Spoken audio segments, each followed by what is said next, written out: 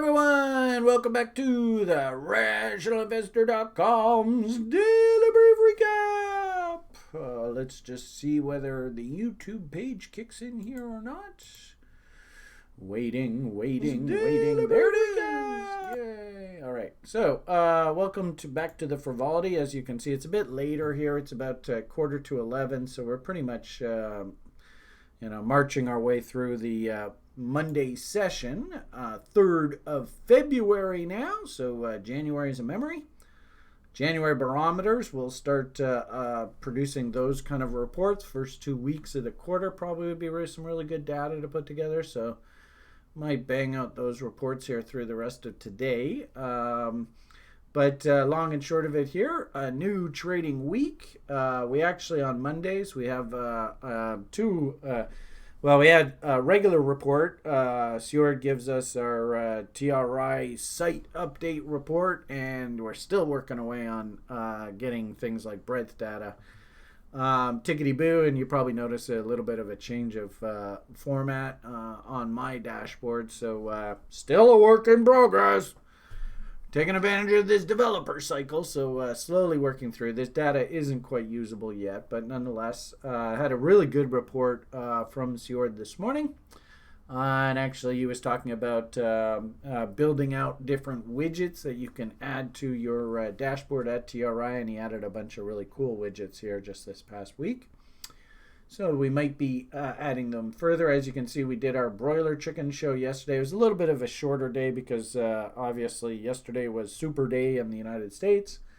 Super Bowl, and of course, big congratulations to, and kind of funny, it's almost a day doesn't go by where you can't tweet out some sort of funny thing that you notice that the leader of the United States of America said. So congratulations to the Kansas City Chiefs representing the great state of Kansas. Oops. Something's wrong with that statement, but nonetheless.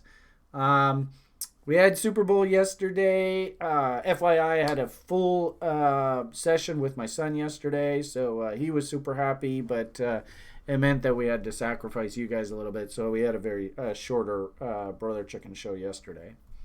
But nonetheless, some good information, and I think on balance, the message that I've been giving about crypto is, the big boys, they've already moved, and we'll look at the charts in a bit. So, maybe cool your jets on chasing them, but a lot of these little coins are starting to perk up, and I think they're really looking very attractive here. In fact, the screener that we're building out, I just happened to have it on here because I was watching them through the weekend, but the screener is producing some pretty damn good signals. This was the last report that I had produced on the 30th. The Kraken data that Sjord is following spat up these buy signals, and I gotta say, 4 for 4, way to go, Sjord. Obviously, we're heading in a good direction, and this one actually was so attractive that we even got the Duke of Albuquerque to go, damn, that's a stone cold honky. But some, W's are W's are W's. Everybody should see the logic behind these ideas, but it just goes to show that I think the altcoin market actually looks very, very interesting in here. For the purposes of this video, I like to just primarily stick with a nice overview chart deck, 10-15 minutes sort of walkthrough. What do I see happening in the broader markets? Interesting kickback rally here in the US dollar index today. I do see that there was, we actually had some bullish breakouts on things like British pounds over the weekend, heading into that big Brexit event sort of catalyst. I do see that they're giving back some of those gains, so I don't know how believable those bottoms are.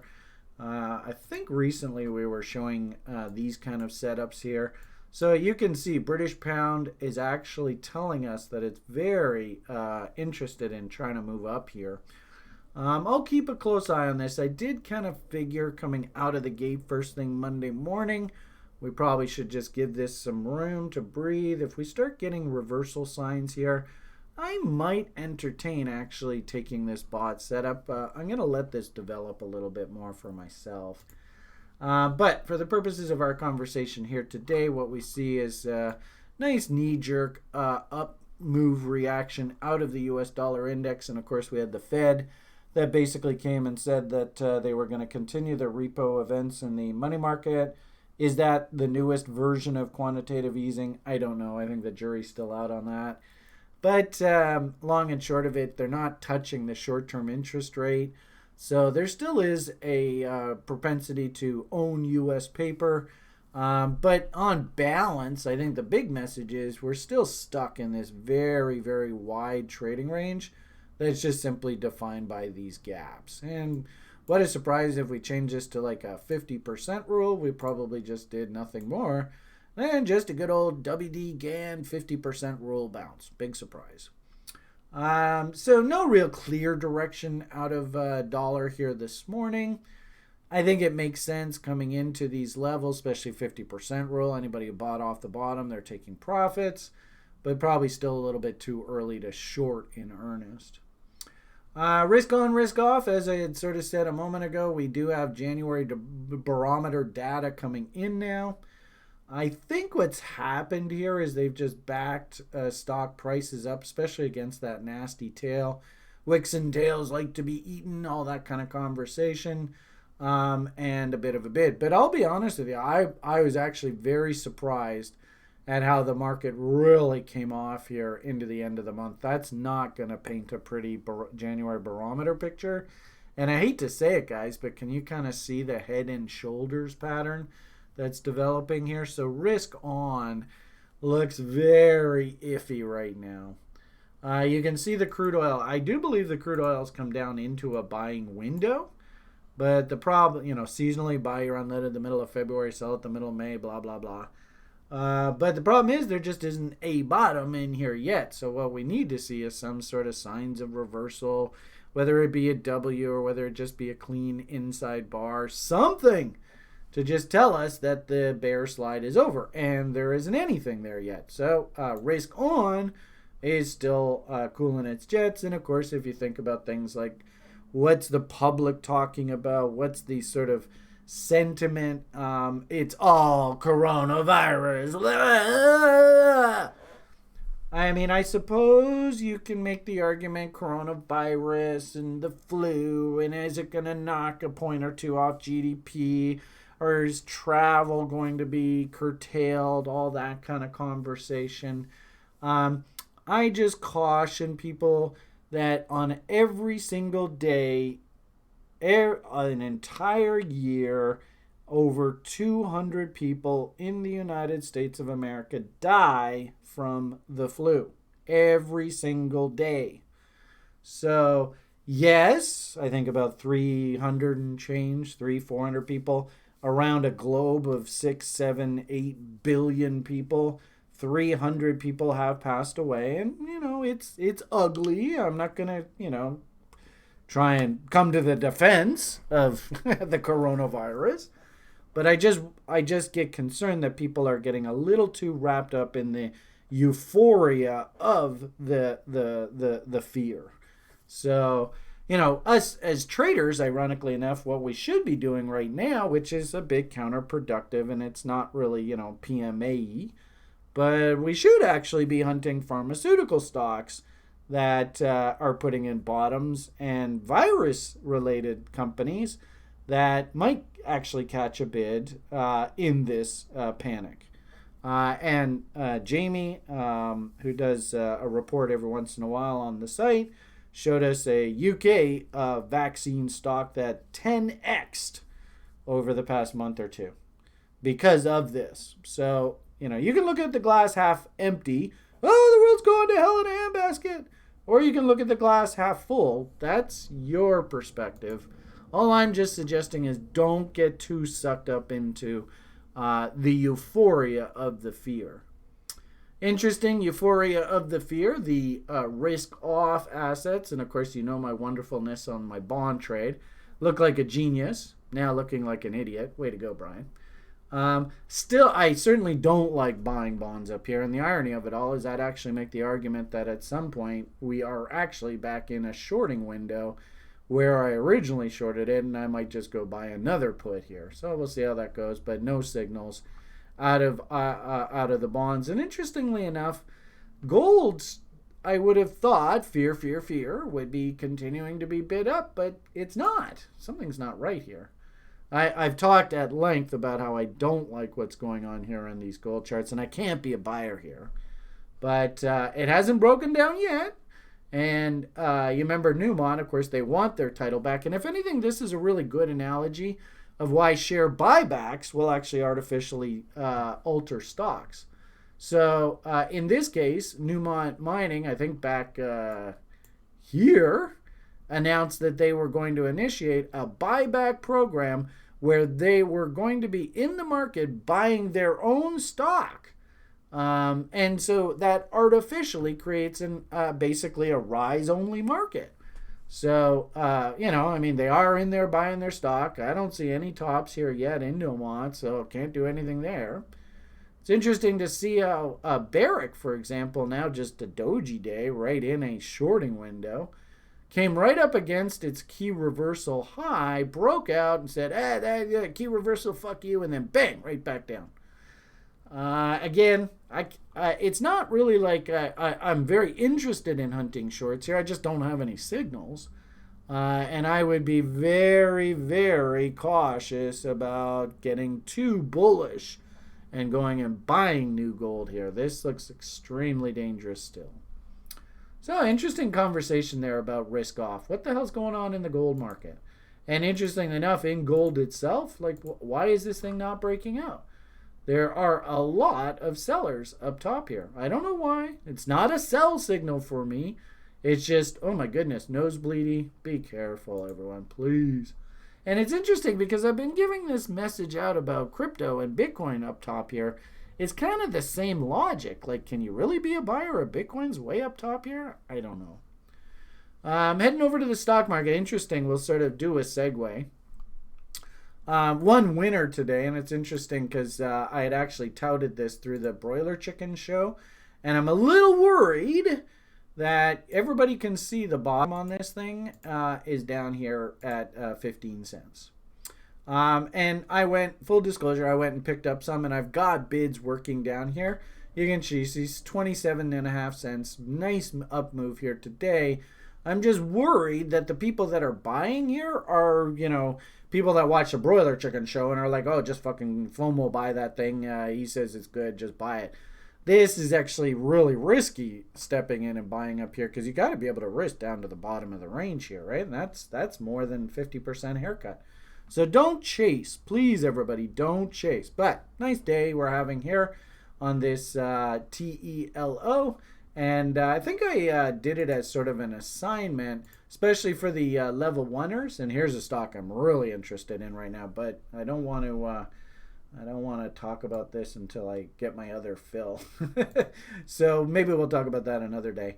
But this is a really, really good example of an old stock trading model that was taught to me by an old VSC floor broker. Venture cap, how do you define value?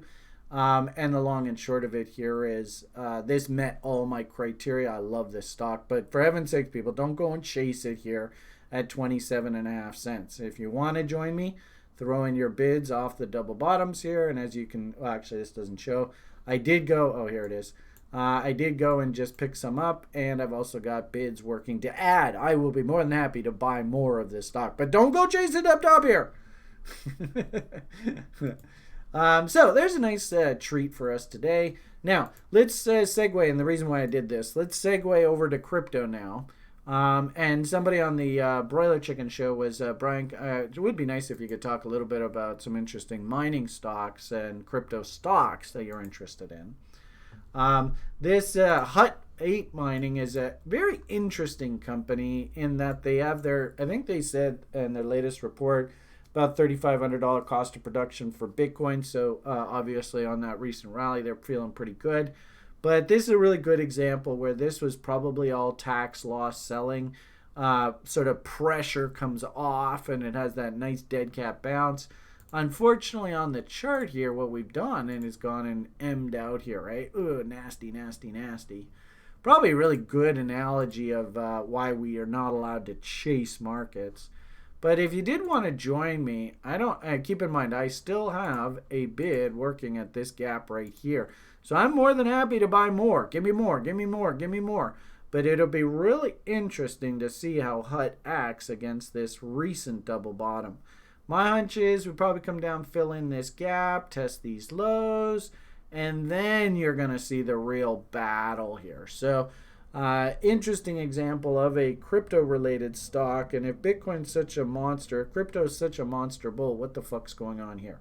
Something's not right about this. So if you want to join me, I think this is a really interesting level down in here, anywhere around $1, but really great analogy of why we cannot chase when these things go zooming up top here. So, with this kind of backdrop, and of course, everything that we teach at TRI is applicable here. There's no reason why you can't be hunting reload zones, and what a coincidence. Reload zone just so happens to line up nicely with those price gaps. So this is a very interesting level here. If we got a nice little inside bar, maybe tomorrow you get actually a nice little technical buy signal, or you want to wait for a W, or you just want to watch and see how she behaves down here and get a nice wider W. This is definitely one I keep a close eye on. But full disclosure, I'm risking against these lows down here, not this little sort of fake low that was put in. Now you got to be a little bit careful about these too, right? Because if you look at this and change it to a line chart, all of a sudden you see, hey, wait a minute, that well-defined W just disappeared, and it was just a really little fast W. So that's another reason why I think, this low's got to be tested in earnest. So really good at commentary there on crypto and crypto stocks. And then, of course, ultimately, if we can somehow put in a big honking W, then, the bull is back in earnest. But that's going to take some time. All right, so that's sort of my stock market-y kind of talk with you today. You're going to see this, right? Some stocks in your portfolio are kicking ass, some are down. Some you got to go, fuck, I was wrong, I better get out of there. And even a couple recent ones that I bought, I'm just working orders to sell, and I got to be patient, just wait for my levels. Don't, act emotionally in this. And in some instances, of course, make sure to sell half on a double orders working. You never know what the hell's going to happen in this space. And you can see from 15 cents, all I got to see is a pop just above 30 here, and I'll be on the sell side here. All right, heading over to the corn itself. I had lots of really cool conversations. Of course, broiler chickens, all that kind of talk. Hopefully everybody sees that this is a really important higher time frame level, right? And interesting, look where price is sitting right now, creating this line because this is a price line chart. And look at this high, this little battle zone, that low, that low, that low, that low. The China pump bullshit top, and then this recent rally. So clearly this is a very, very important level for the corn. Whether you held on to this looking for 2.39, I mean that's this higher time frame 50% level. I don't see why that couldn't be hit. Higher highs and higher lows defines a bull market. Wyckoff checks. I mean, everything's sort of business as usual here. Having said that, though, look where this position is green. Could we see the market play around in this area over the next month or so? Sure, why not? I mean, nothing ever moves in a straight line. We've been going up now basically since the start of the year. Could we spend a few weeks just sort of cleaning this up a bit? Sure, wouldn't surprise me at all. And also, too, what I'm really worried about, of course, you see reload zone, short zones. You can see that if we go down to lower time frames, they are just punishing the kids right now. So, we like to put on these, here's like 15-minute chart, right? All the kids are just getting destroyed here right now. Get everybody to FOMO short and then rip their hearts out. And all right, everybody FOMO long and let's rip their hearts out. Let's get everybody long. This is the bull. And let's rip their hearts out. I mean, it's just back and forth, back and forth. For a guy like me, I like to have a little bit more structure to my setup. So, if this is a bull, all right, well, just at least give me, a few lows to sort of, so they're not ripping my heart out right away. I've got some na levels to work with. So in this particular case, because this is a new high, I have to see 3 lows. So 1 low and boom. Nope, that's not it. All right, 1 low, rally up. All right, boom. Okay, maybe that's 2. Nope, that's not 2. Boom. So at best, my count is sitting right now 1 low, maybe 2 lows. Now what I got to see is come on up, test that low again, make that 3rd low, and then if we get our move up, I can start getting super bull.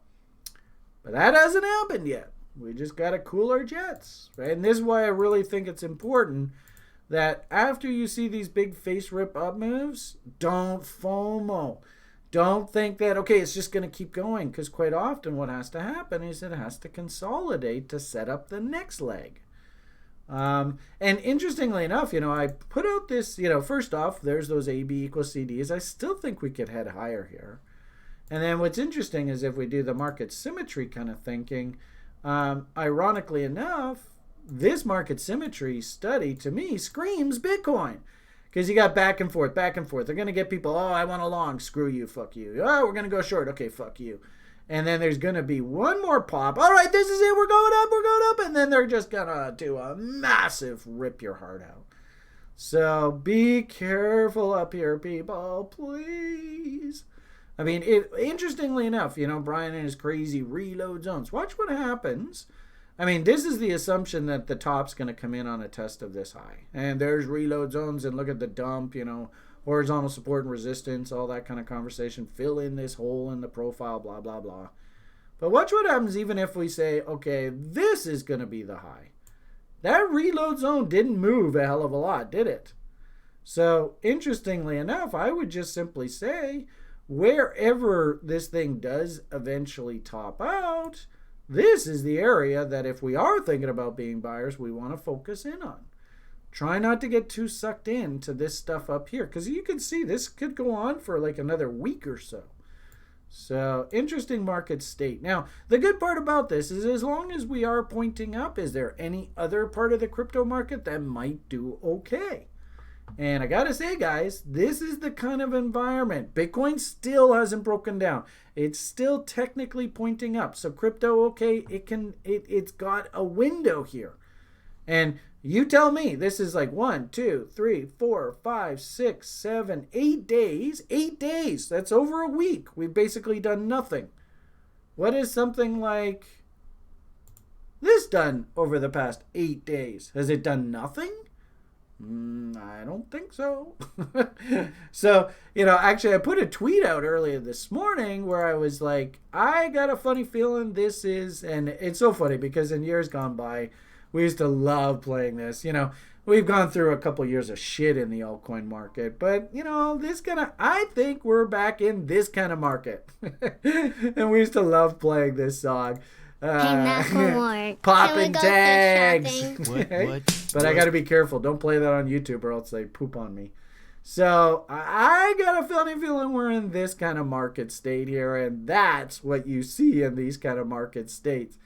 And, toot my own horn. Way to go, Brian. You're awesome. You're the best. Hey, I actually got a win off. So, this is an example where I bought reload zones, and through the weekend I was able to sell half on a double. Technically, I have a risk-free trade here for the rest of my days on this Mona. I have no idea. Some people are like, scam coin, this guy's a scammer. I'm not. Remember, I don't give a shit if you buy anything that I talk about on these videos. I don't care. So I'm not touting. I'm not promoting. I'm not shilling. I'm just telling you what I'm doing with my money. So here's a good example. I don't know. This might be 100% fraud, but I've got 100% free position on whatever the hell this thing turns out to be. I mean, me personally, I like this story. I like the fundamental story, but I don't want you to even for a moment think that I am shilling you. Oh, you got to buy this thing. I don't care if you buy this stuff or not. All right, so there you go. Merry Christmas. Hope you enjoyed the presentation today. Had a great presentation on the site. Like I said, Stuart did an awesome job. Jamie did an awesome job. So proud of working with this community. And of course, 1 plus 1 equals 3. So have yourselves a great day. All the best, and bye for now.